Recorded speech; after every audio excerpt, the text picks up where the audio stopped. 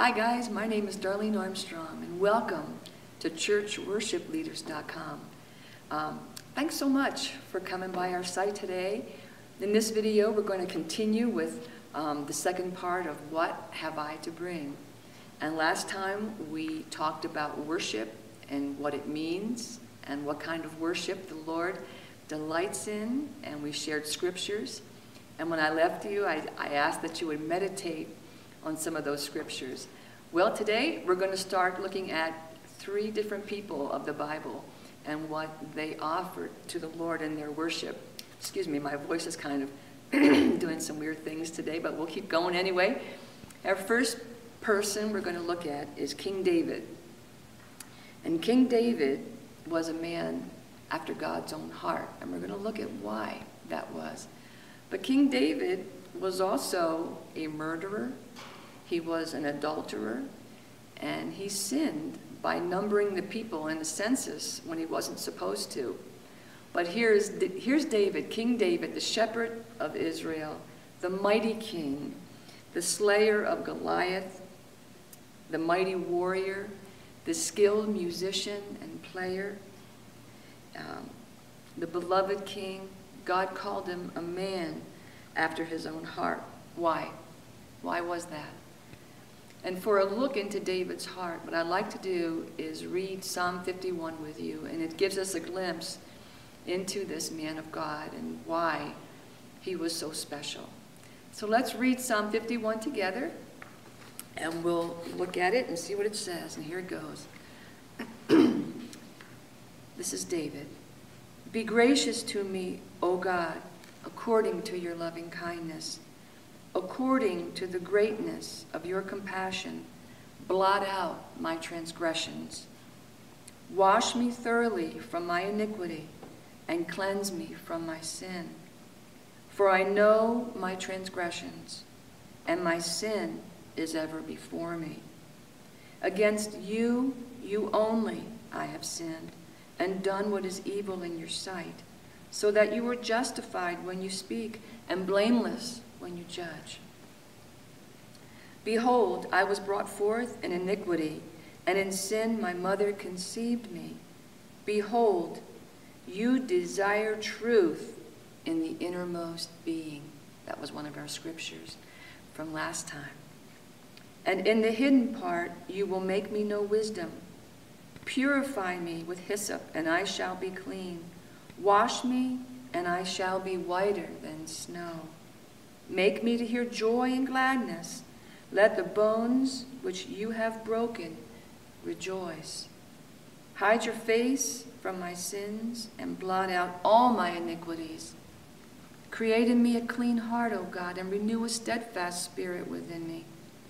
Do not cast me away from your presence, and do not take your Holy Spirit from me. Restore to me the joy of your salvation, and sustain me with a willing spirit. Then I will teach transgressors your ways, and sinners will be converted to you. Deliver me from blood guiltiness, O God, the God of my salvation. Then my tongue will joyfully sing of your righteousness. O Lord, open my lips, that my mouth may declare your praise. For you do not delight in sacrifice, otherwise I would give it. You are not pleased with burnt offering. The sacrifices of God are a broken spirit, a broken and a contrite heart, O God, you will not despise. By your favor do good to Zion, build the walls of Jerusalem, then you will delight in righteous sacrifices, in burnt offering and whole burnt offering. Then young bulls will be offered to your altar, on your altar, excuse me. That psalm gives us a glimpse into the life and the heart of David. He was a man of God, being honest and being open before the Lord. His brokenness was on the altar, crying out, God. He's crying out before the Lord, showing his inward truthfulness to him, hiding nothing back. Lord, restore me, God. What did David bring to the Lord? as an offering of worship, what did he bring? He brought truth in the inward part. He brought his heart.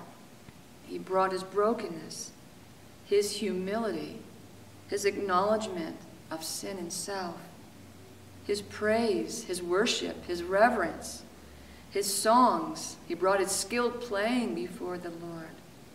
He brought his unashamed worship before many. When David sinned by numbering the people in a census, a plague came upon the people. And the Lord told David to build an altar on the threshing floor of Araunah and offer a burnt offering there. And Araunah wanted to give King David everything he needed, but King David wouldn't accept it. He said this, he said, "No, but I will surely buy it from you for a price. Nor will I offer burnt offerings to the Lord my God with that which costs me nothing." That which costs me nothing. That line, it's so important to think about. What will it cost you? And what will it cost me in worshiping the Lord? You know, what will it cost us? He deserves everything. He deserves it all. Think about that, okay? That's a really good question to ask. What will it cost me in my worship? What can I offer the Lord? David was a humble man, and he was a man after God's own heart. That's my prayer. Lord, help me to be a daughter after your own heart, that I'm pleasing you, Lord, in my worship and in my service to you.